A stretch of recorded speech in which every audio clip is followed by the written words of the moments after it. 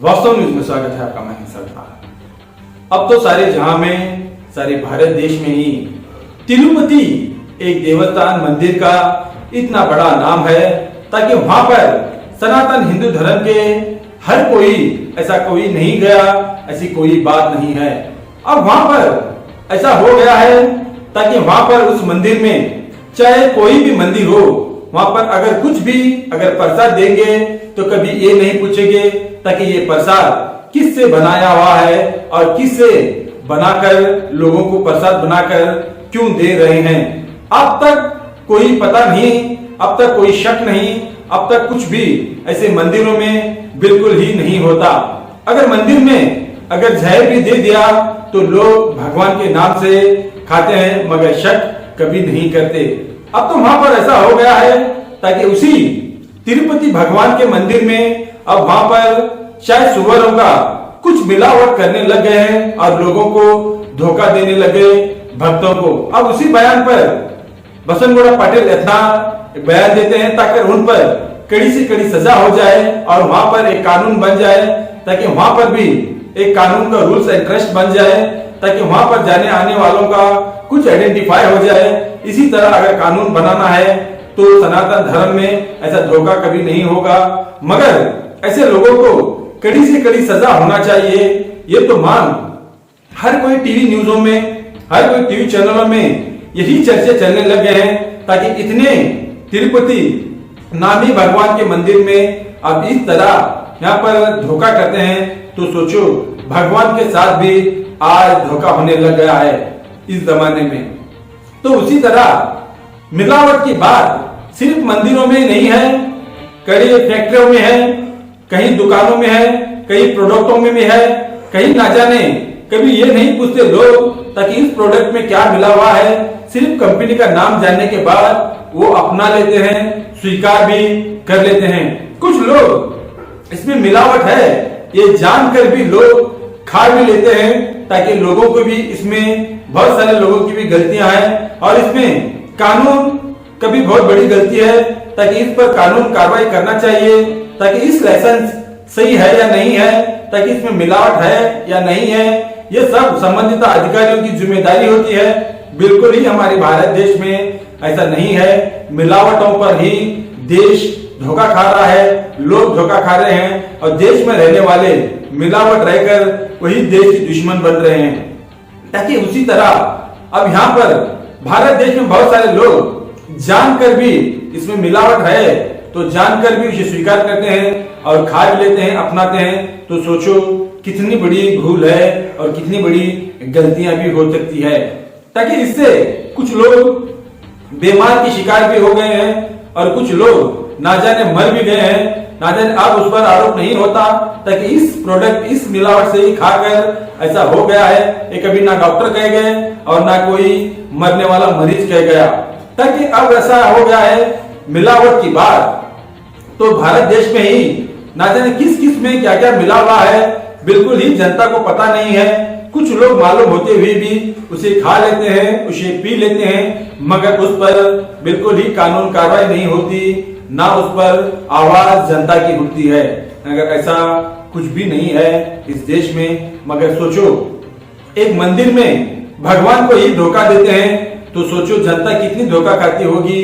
अब तो यही मिलावट की वजह से एक ये शक जताता है, अब तो शुगर, बीपी, हार्ट अटैक, अब कैंसर इतना बढ़ गया है ताकि आप किसी को पूछेंगे तो शुगर, बीपी तो जरूर रहता ही है, मगर किसी से पूछेंगे हार्ट अटैक हो गया है।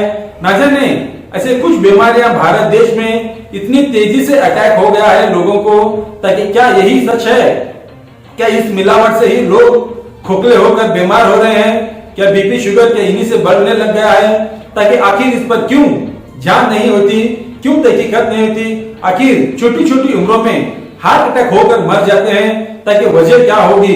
क्या प्रोडक्टों में, कुछ फैक्ट्रियों में, कुछ में खाने पीने में जरूरतमंद चीजों में क्या मिलावट होने लग गया है ताकि इसलिए लोगों को BP, sugar, heart attack, cancer क्या यही शिकार नहीं हो रहे लोग? क्या इस पर कानून कार्रवाई क्यों नहीं हो पा रही और जनता भी इस पर क्यों आवाज नहीं उठा पाने लग गए?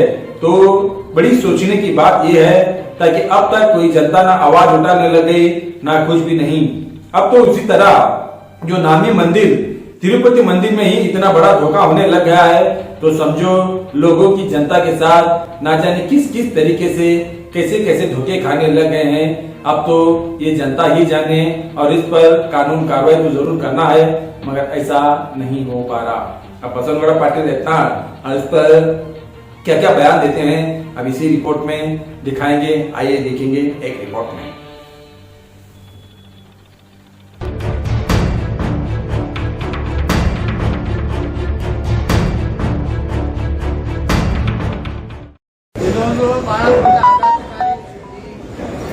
ಸನಾತನ ಧರ್ಮದ ಪಾವಿತ್ರ್ಯತೆಯನ್ನು ಹಾಳು ಮಾಡಲಿಕ್ಕೆ ದೇಶದಲ್ಲಿ ಏನು ಕಾಂಗ್ರೆಸ್ ಮತ್ತು ಅನೇಕ ವಿರೋಧಪಕ್ಷಗಳು ವೈಎಸ್ ರಾಜಶೇಖರ ರೆಡ್ಡಿ ಮಗ ಜಗನ್ಮೋಹನ್ ರೆಡ್ಡಿ ಇವರು ಎಲ್ಲ ಕ್ರಿಶ್ಚಿಯನಿಗೆ ಮತಾಂತರ ಆದಂಥ ಕುಟುಂಬ.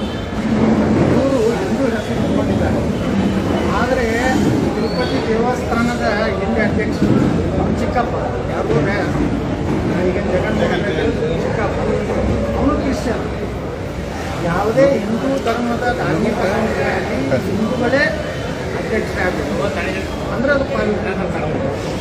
ಆದರೆ ಇವತ್ತು ಹೆಣ್ಣಿನ ಒಂದು ಏನು ಎಣ್ಣೆ ಹಣ್ಣೆ ಮತ್ತು ಗೋಮದ ಕೊಬ್ಬು ಮಿಶ್ರಣ ಮಾಡೋದ್ರ ಮೂಲಕ ಈ ಹಿಂದೂ ಸಮಾಜಕ್ಕೆ ದೊಡ್ಡ ಆಘಾತ ಆಗಿದೆ.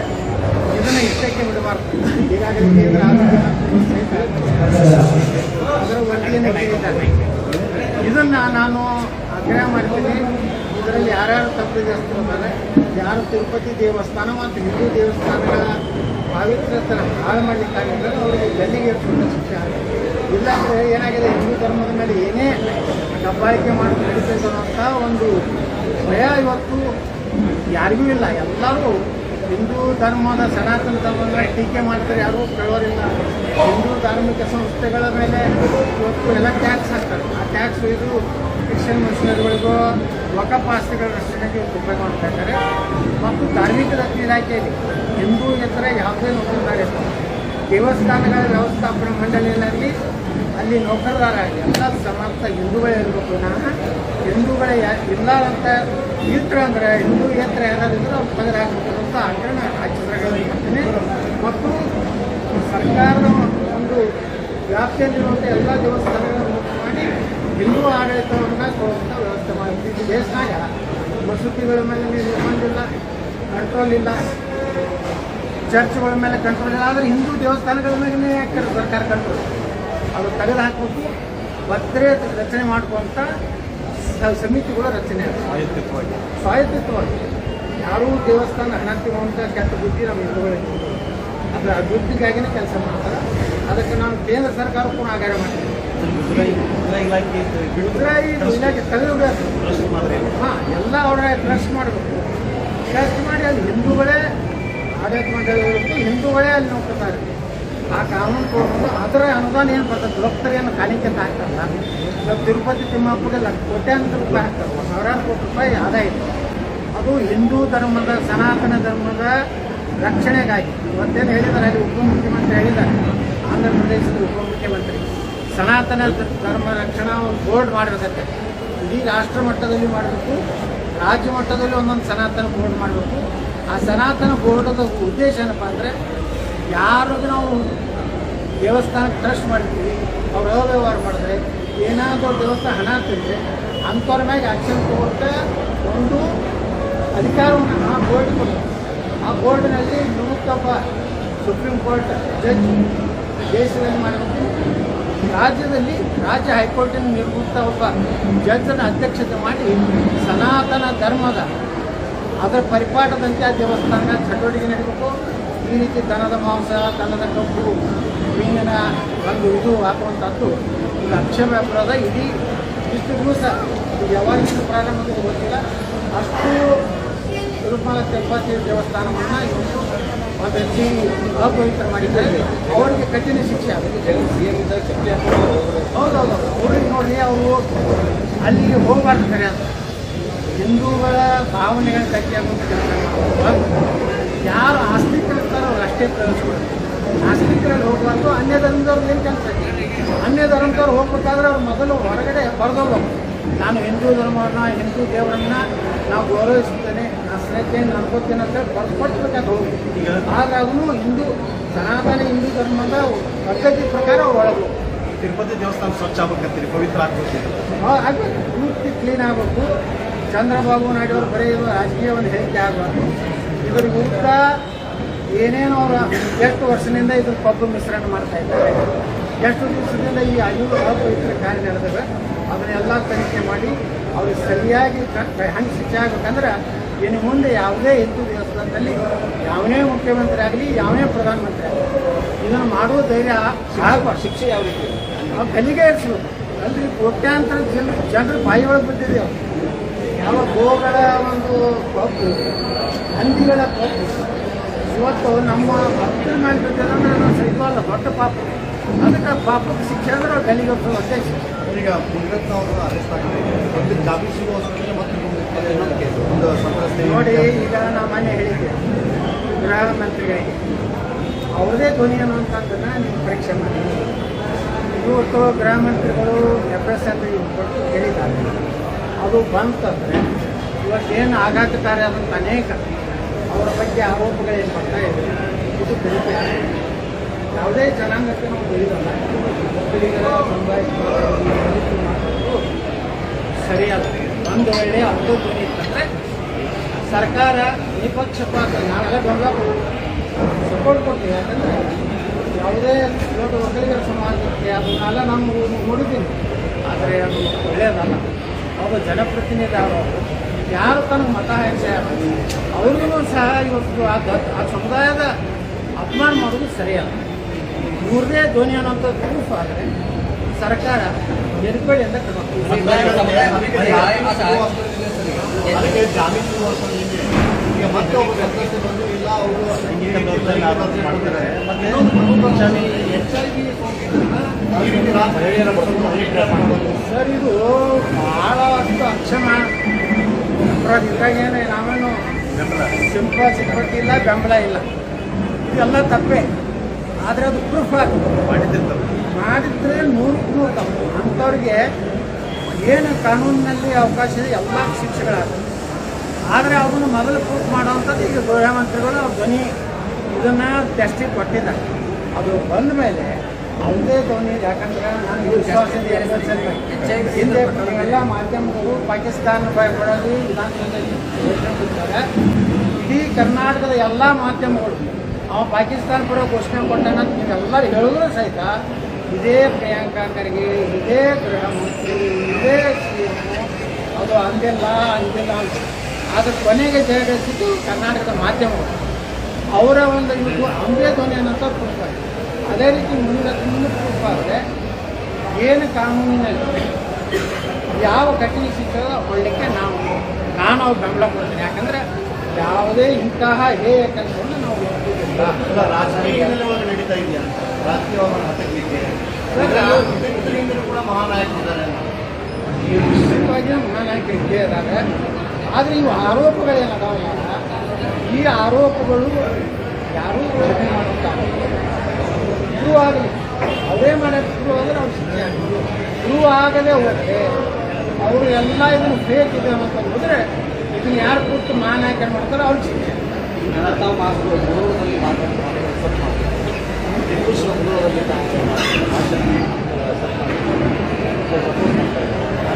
ಇವತ್ತು ವಿಜಯಪುರ ಜಿಲ್ಲೆಯಲ್ಲಿ 5 ನಾಯಕರು ಮುಸ್ಲಿಂ ನಾಯಕರು ಸುದ್ದಿಗೋಷ್ಠಿ ನಡೆಸಿ ಆ ರೀತಿ ಮಾತಾಡಿ ಈ 5 ನಾಯಕರು ಹಿಂದ ನಾಯಕರು ಏನು ಕೆಲಸ ಇದೆ?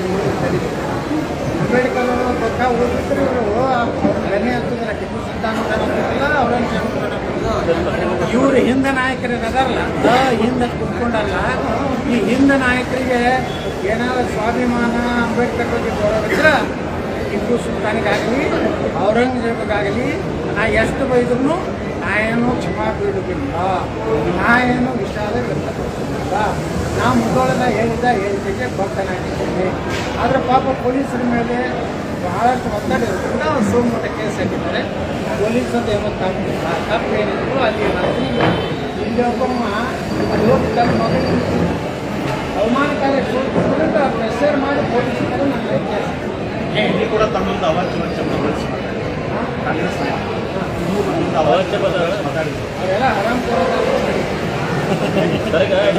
ಸರ್ ವಿಜೇಂದ್ರ ಅವರನ್ನು ರಾಜ್ಯಾಧ್ಯಕ್ಷರು ಒಪ್ಪೋದಿಲ್ಲ ಅಂತ ಜಾರಕಿಹೊಳಿ ಮತ್ತೆ ಮೊನ್ನೆ ಸಂಧಾನ ವರ್ಕೌಟ್ ಆಗಲಿಲ್ಲ. ನೋಡ್ರಿ, ಸಂಧಾನ ಆಗಿಲ್ಲ ಅಲ್ಲಿ.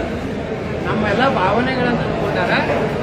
ರಮೇಶ್ ಜಾರಕಿಹೊಳಿ ಅವ್ರ ಮೇಲೆ ಭಾಳ ದೊಡ್ಡ ಒಂದು ಷಡ್ಯಂತ್ರ ನಡೆದು ಅವ್ರನ್ನ ಅದೇನು ಅನೇಕ ಏನು ಟ್ರ್ಯಾಪ್ ಆಯ್ತು, ಅವ್ರ ಅತ್ಯಾಚಾರ ಅಂತ ಹೇಳಿ ಪ್ರೂವ್ ಮಾಡ್ಲಕ್ಕೆ ಹೋದ್ರು. ನೋಡ್ರಿ, ಯಾಕೆ ಫೋನ್ ಮಾಡಿ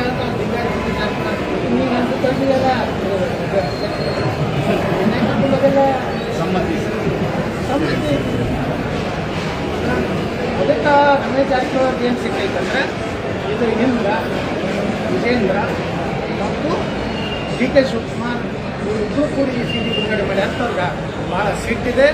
ಭಾಳ ದೊಡ್ಡ ಅಪಮಾನ ರಮೇಶ್ ಜಾರಕಿಹೊಳಿಗಾಗಿದೆ. ಅವರ ಸಿಟ್ಟು ಕಡಿಮೆ ಆಗಿಲ್ಲ.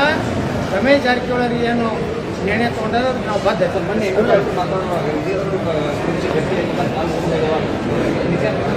ಏನು ವಿಜೇಂದ್ರ ಗೌಡ ನಮ್ಮ ಎಮ್ಮಿ ಪಾರ್ಟಿ ಆತ್ಮೀಯ ಅವರವ್ರು ಮಾತಾಡ್ತಿದ್ರು. ಯಾಕಂದ್ರೆ ಅಲೈನ್ಸ್ ಪಾರ್ಟಿ ಎಮ್ಮಿ ಪಾರ್ಟಿ ಸ್ವಲ್ಪ ವಿಜೇಂದ್ರ ಯಾಕಂದ್ರೆ ಒಂದೇ ಅಲ್ಲಿ ಏನಾದ್ರು